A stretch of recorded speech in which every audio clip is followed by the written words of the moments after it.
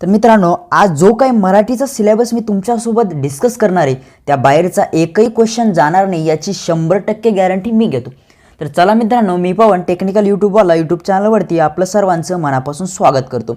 मित्रांनो, आपली जी taste सिरीजचे video आपण चालू केलेले आहे ते जर कंटिन्यू करायचे असेल तर या व्हिडिओला तुम्ही कमेंट करा। आपण डे 1चा व्हिडिओ या पहिले टाकलेला आहे आणि तो सर्व खूप जास्त मुलांनी या ठिकाणी त्याला रिस्पॉन्स दिलेला आहे। जर परत तेच तसे व्हिडिओ टाकायचे असेल, जर ती सिरीज जर कंटिन्यू करायची असेल तर या व्हिडिओला या ठिकाणी कमेंट करा। तर चला मित्रांनो, आपण आपल्या मेन टॉपिकला या ठिकाणी सुरुवात करूया। मित्रांनो, सर्वात प्रथम आपण काय बघणार आहे या व्हिडिओमध्ये, असा कंटेंट आपण बघणार आहे मराठी सिलेबसचा की त्या बाहेरचा क्वेश्चन जाणार नाही। सिलेबस काय, मराठी सिलेबसचा असा कंटेंट बघणार आहे की त्या बाहेरचा एकही क्वेश्चन तुमचा जायला नको। मित्रांनो, चला आपण सुरुवात करूया, ठीक आहे। मित्रांनो, सर्वात प्रथम आपण जो हा सिलेबस बघणार आहे IBPS पॅटर्ननुसार मराठी ग्रामरचा हा सिलेबस आपण या ठिकाणी बघणार आहे। तर तुम्हाला असं एवढंच नाही सांगणार की समानार्थी शब्द, तर समानार्थी शब्द कशी येऊ शकतात। तर हे कसं असतं मित्रांनो, तुम्हाला एक शब्द देतील, काय एक शब्द देतील आणि त्याला समान अर्थाचा दुसरा शब्द तुम्हाला या ठिकाणी विचारून घेतील।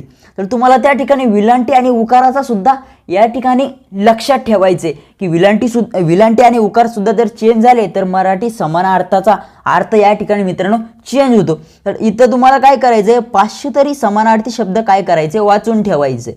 त्याचं असं हे होईल की तुम्हाला त्या ठिकाणूनच एखादा अर्थाचा शब्द या ठिकाणी रिपीट होईल। त्यानंतर विरुद्धार्थी शब्द, मित्रांनो समानार्थी शब्दापेक्षा विरुद्धार्थी शब्द काय असतात, सोपे असतात।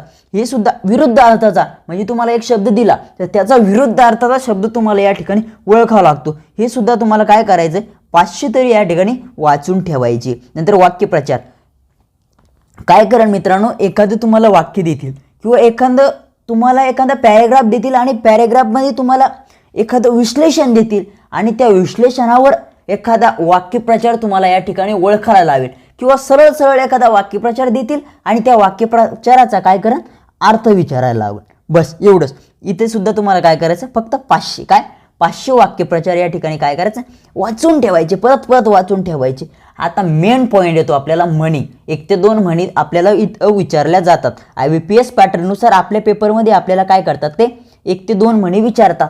एखादं काय देतात मित्रांनो, एखादा पॅरेग्राफ देतात, पॅरेग्राफमध्ये पूर्ण काय मेन्शन करतात आणि त्या पॅरेग्राफला आधारित कोणती म्हण खालची आहे असे आपल्याला विचारून घेतात।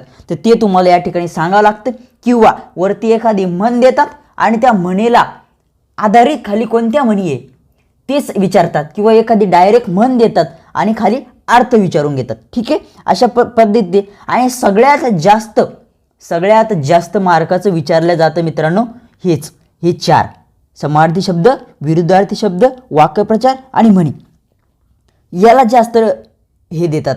IBPS यांना सर्वांना काय करतात, जास्त मार्क देतात। बाकीचं जे तुम्हाला पुढे सांगणार आहे त्याला कमी मार्काला विचारला जाईल, पण ही जी 4 आहे ना हे जास्त मार्काला या ठिकाणी विचारल्या जातात। तर पुढचं टॉपिक डिस्कस करूया। बघा, हे मुलांना कळण्यास काय जातं, अवघड जातं। हा टॉपिक मुलांना कळण्यास अवघड जातो। काय असतं मित्रांनो, वाक्य रचनेनुसार चुका। मित्रांनो, एखादं वाक्य देतात तुम्हाला, वाक्य आणि वाक्यामध्ये काना उकार विलांटी किंवा शब्द मागं पुढे केलेले असतात, ते तुम्हाला या ठिकाणी बघायचे।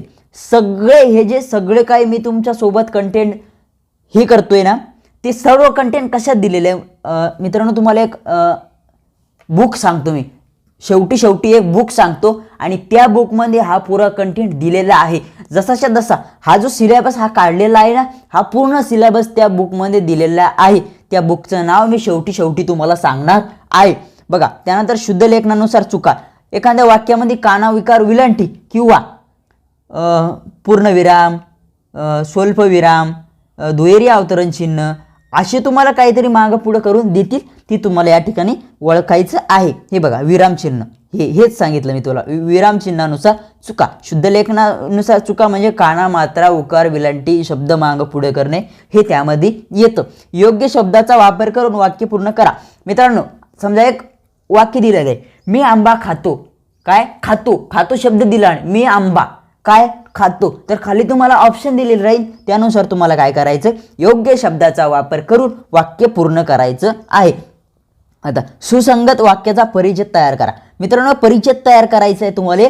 हा पुरा कंटेंट बुकमध्ये दिलेला आहे आपल्या. ते बुक कोणतं आहे ते मी सांगतो. एक लेखक आहेत, चांगल्या पद्धतीचे हाय क्वालिटीचं बुक आहे मित्रांनो. ते तुम्हाला रेफर करायचं आहे. त्यामध्ये हा पुरा कंटेंट दिलेला आहे. तर चला पुढचा टॉपिक आपण बघूया. शेवटचं असणार आहे मित्रांनो हे. सुसंगत वाक्याचा परिचय तयार करा. तेच मी तुम्हाला पाठीमागे सांगितलं. ओके, वाक्याच्या वेगवेगळ्या भागातील चुकीचा भाग ओळखा.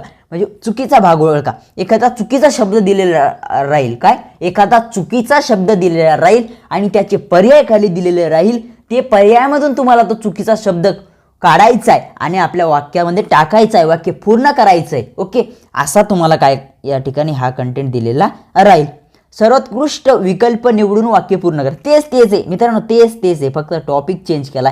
तेच आहे. सगळं काय तेच आहे. दिलेली वाक्य योग्य क्रमाने लावा.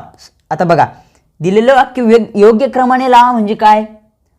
सर्वात प्रथम झाड लावलं, रोपटं लावलं, नंतर त्याला पाणी घातलं, नंतर ते मोठं झालं, त्याला खोड आलं, नंतर त्याला फुलं लागले, नंतर फळं लागले.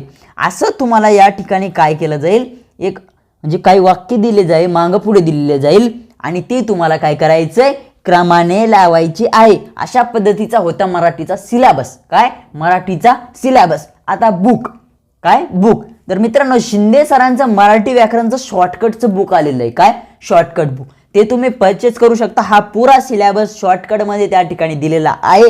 जे की आजपर्यंत पेपरमध्ये विचारलेल्या गोष्टी आहे त्या सर्व त्या ठिकाणी दिलेल्या आहे. आणि जर तुम्हाला या सर्वांचं PDF जर लागत असेल फ्रीमध्ये, तर PDF सुद्धा माझ्याकडे अवेलेबल आहे. काय? PDF माझ्याकडे अवेलेबल आहे. ते जर तुम्हाला लागत असेल तर ह्या व्हिडिओला कमेंट करा. कमीत कमी 50 ते 100 कमेंट या ठिकाणी आपल्याला या व्हिडिओमध्ये आल्या पाहिजे. तर तुम्हाला मी मराठीचं फ्रीमध्ये बुकचं PDF या ठिकाणी अवेलेबल करून देईन. माझ्याकडे अवेलेबल आहे. तुम्ही तशा कमेंट करा, मी तुम्हाला 100% देईल. मित्रांनो, या ठिकाणी आपण या व्हिडिओला पूर्णविराम देऊया. आणि जर तुम्हाला ती जी आपण सिरीज चालू केलेली आहे क्वेश्चनची, ती जर कंटिन्यू करायची असेल तर कमेंट करा. तर या ठिकाणी आपण या व्हिडिओला पूर्णविराम देऊया आणि भेटूया अशाच एका नवीन व्हिडिओमध्ये परत एकदा.